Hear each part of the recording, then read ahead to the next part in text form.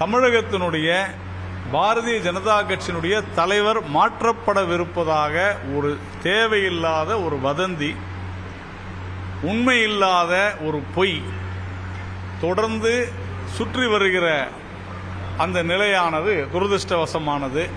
சில ஊடகங்களிலும் சமூக வலைதளங்களிலும் இது போன்ற தவறான எண்ணங்களை விதைப்பது எதிர்க்கட்சிகளுடைய சதி.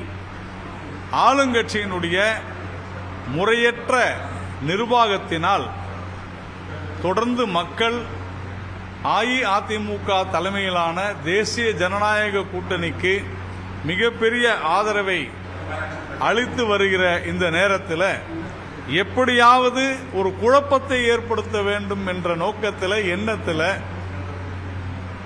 திமுக உள்ளிட்ட கூட்டணி கட்சிகள் இப்படிப்பட்ட ஒரு தரமற்ற வகையில் ஒரு பிரச்சாரத்தில் ஈடுபடுவது என்பது வன்மையாக கண்டிக்கத்தக்கது. தேசிய தலைமையின் வழிகாட்டுதலின் பெயரில் இந்த விஷயத்தை நான் உங்கள் முன்னே வைக்கிறேன். திராவிட முன்னேற்ற கழக அரசாங்கத்தை வீழ்த்துவது ஒன்றே நம்முடைய குறிக்கோள் என்பதற்கான தலைமை பொறுப்பை ஏற்றுக்கொண்டிருக்கிறார்.